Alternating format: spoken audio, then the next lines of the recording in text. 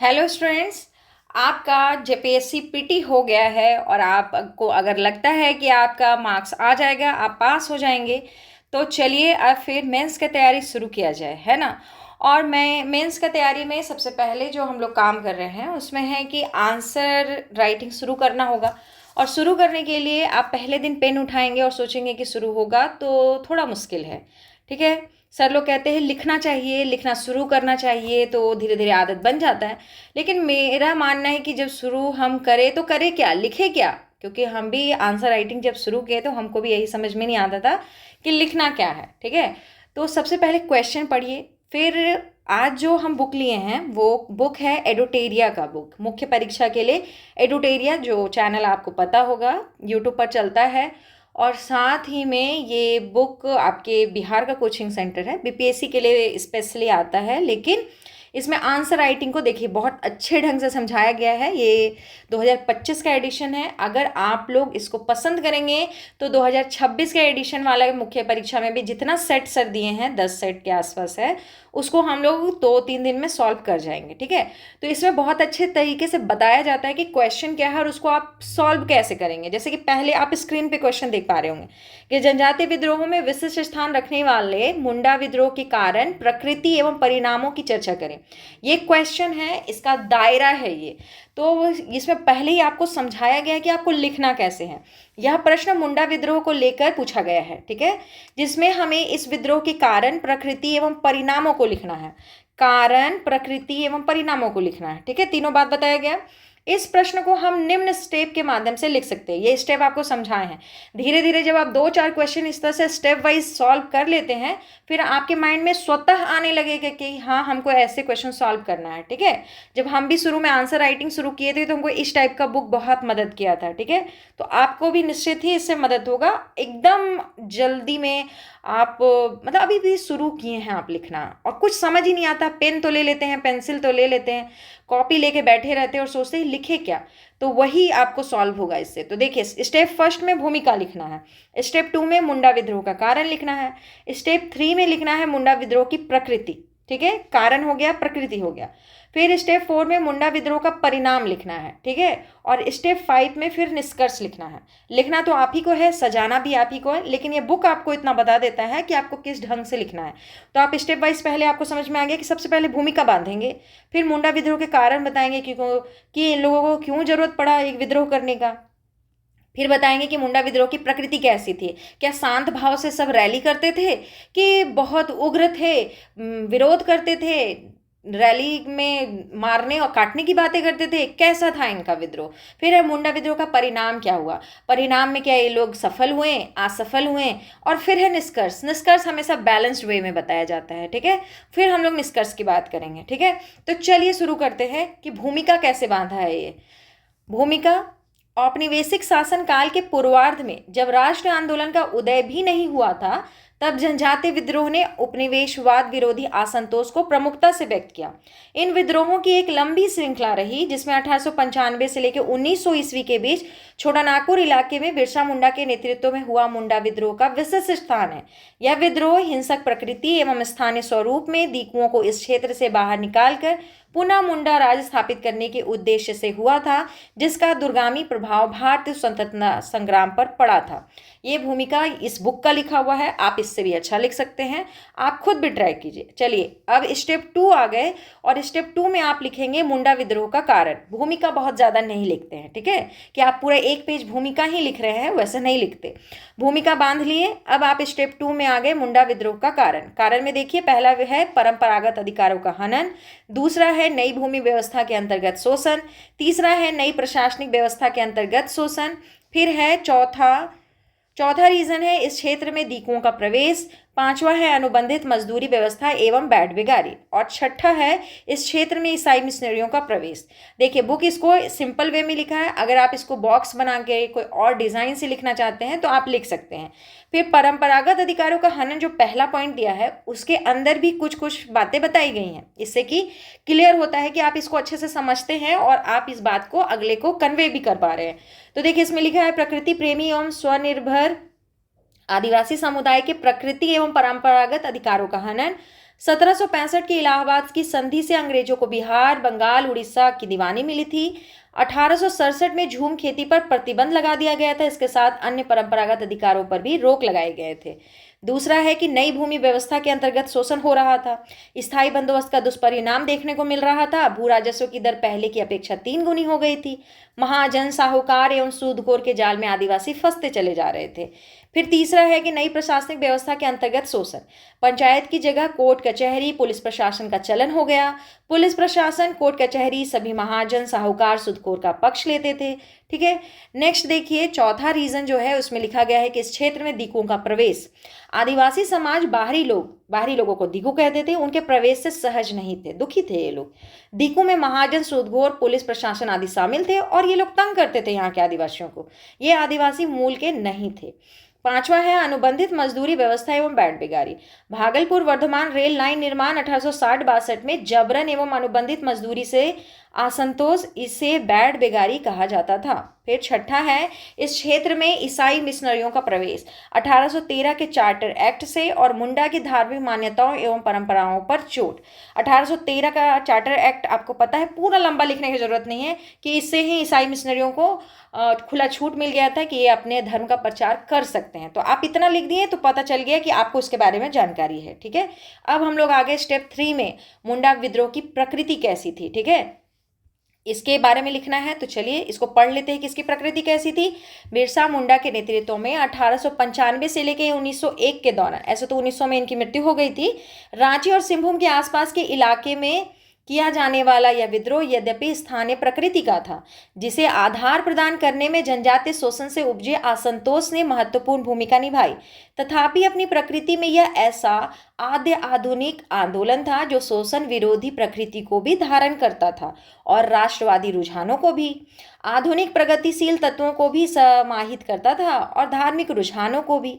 इसके कारणों को निम्न परिप्रेक्ष्य में देखा जा सकता है। पहला है बिरसा का आविर्भाव और दूसरा है धार्मिक प्रकृति। बिरसा का आविर्भाव टॉपिक लगा के लिखिएगा।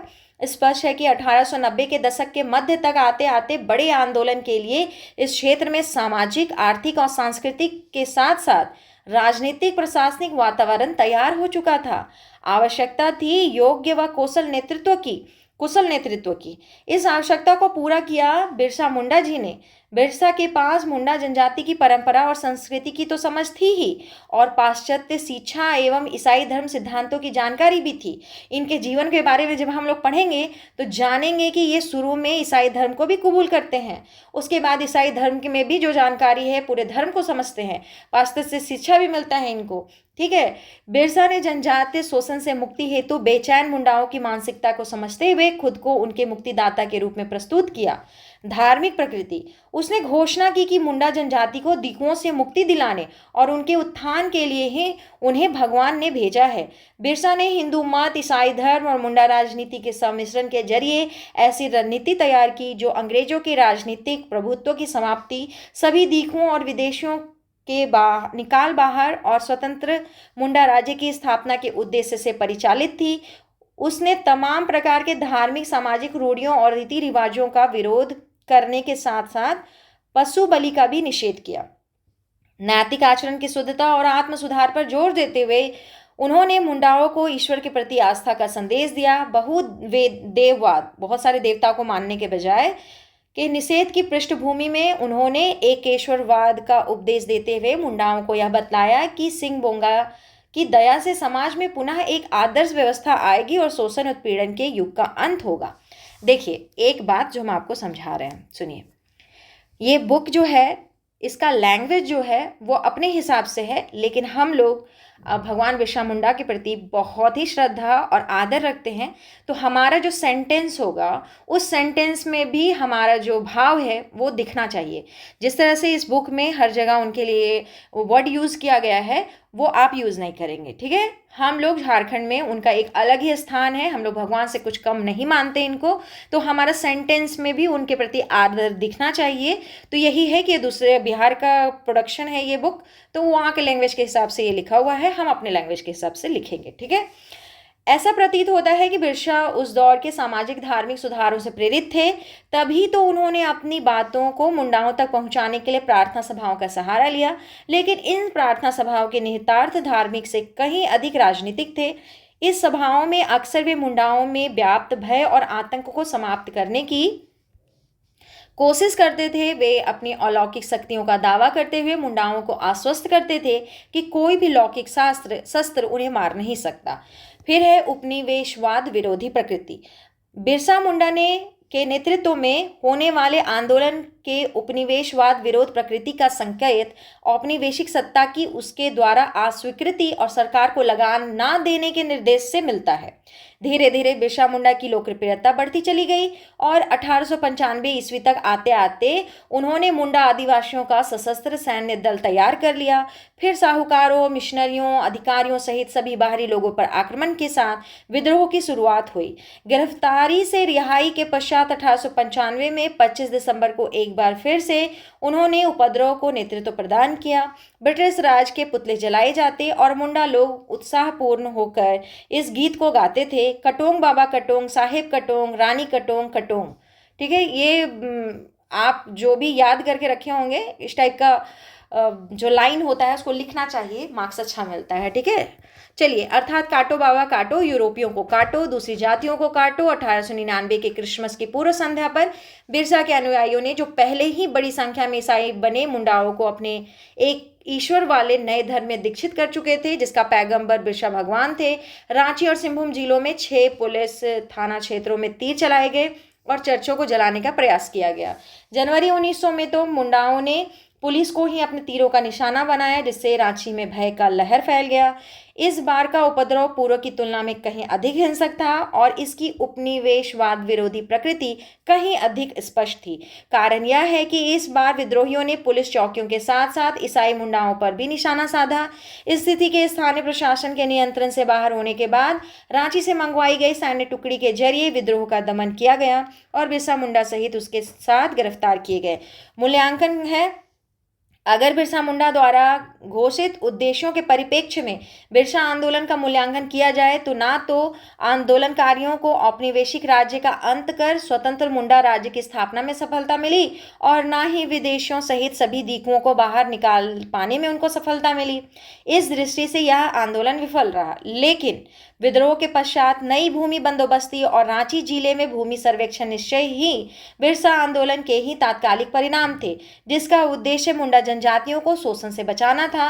अंत में हम यह कह सकते हैं कि जनजाति किंतु जटिल प्रकृति वाला यह आंदोलन औपनिवेशिक शासन और शोषण के साथ साथ जनजातीय जीवन में बाहरी लोगों के हस्तक्षेप से उत्पन्न बदलावों के प्रति एक स्वाभाविक प्रतिक्रिया था, जिसके परिणामों का मूल्यांकन दीर्घकालीन परिप्रेक्ष्य में किया जाना चाहिए। ठीक है, इस तरह से ये लिखा है किताब। फिर 4 नंबर में है मुंडा विद्रोह के परिणाम। देखिए, इसी टाइप से बुक मतलब आप भी अपने कॉपी में सजा के लिखेंगे, इससे थोड़ा सा स्पेसियस भी दिखता है और बहुत बहुत अच्छा अट्रैक्टिव भी कॉपी दिखता है। ठीक है, यद्यपि इस विद्रोह को क्रूरतापूर्वक दबा दिया गया और इसके कोई तत्काल परिणाम नहीं देखे गए, लेकिन लंबे समय में इसके कारण मुंडाओं के छोटा नागपुर क्षेत्र में अंग्रेजों द्वारा कई परिवर्तन किए गए, जिनसे निम्नलिखित सामाजिक, आर्थिक और प्रशासनिक परिवर्तन हुए। तो क्या लिखना है इसमें?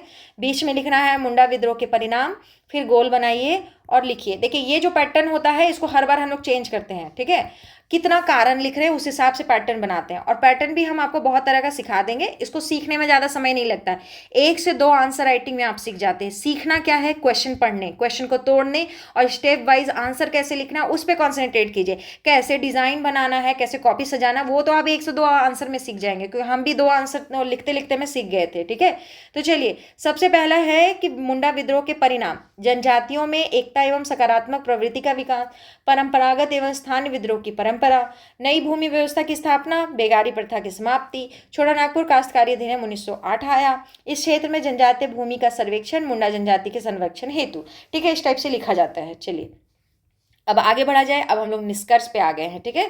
तो निष्कर्ष स्टेप 5 है, मुंडा विद्रोह ब्रिटिश शासन की शोषणकारी नीति के फलस्वरूप उपजे असंतोष की प्रारंभिक अभिव्यक्तियों में से एक था। इसने न केवल ब्रिटिश सरकार का तीव्र विरोध किया बल्कि मुंडा समाज, धर्म एवं संस्कृति में सुधार का भी प्रयास किया। इस विद्रोह ने भारतीयों में राष्ट्रवाद के विकास में अपना अभूतपूर्व योगदान दिया था। देखिए, निष्कर्ष भी बहुत ज्यादा बड़ा नहीं लिखते हैं, ठीक है, एकदम सटीक वर्ड में और एकदम सामंजस्य बैठा करके, कोई एक पलड़ा पे आपको नहीं गिरना है, ठीक है। बीच बीच में एकदम सही सही निष्कर्ष हम लोग निकाल देते हैं और बहुत कम शब्द में उसको लिखा जाता है, बहुत ज़्यादा भूमिका भी नहीं बांधा जाता है, बहुत ज़्यादा निष्कर्ष भी हम लोग नहीं लिखते हैं, ठीक है। लेकिन कोई कोई क्वेश्चन में थोड़ा निष्कर्ष ज़्यादा हो सकता है, क्वेश्चन टू क्वेश्चन वेरी करता है, ठीक है। तो इस हिसाब से आपको समझ में आया कि हमको ये आंसर लिखना है। क्वेश्चन को सबसे पहले पढ़ने सीखना है और उसको समझने सीखना है कि हमको इसको कहाँ तक ले जाना है क्वेश्चन को, ठीक है। फिर एक चीज़ और है कि मार्क्स पे भी डिपेंड करता है कि आपको कितना मार्क्स का क्वेश्चन पूछा गया है, उस हिसाब से भी आप देखते हैं कि क्वेश्चन मेरा कितना लंबा होगा या कितना छोटा होगा। अगर वीडियो आपको अच्छा लगा हो तो प्लीज़ लाइक कर दीजिएगा, चैनल सब्सक्राइब कर लीजिएगा। आपको अगर कोई क्वेरी है तो कमेंट बॉक्स खुला हुआ है, आप कमेंट कर सकते हैं, ठीक है। और अगर आप कहेंगे तो फिर इस साल का जो एडिशन है उससे भी क्वेश्चन प्रैक्टिस हम आपको करवा देंगे। धन्यवाद।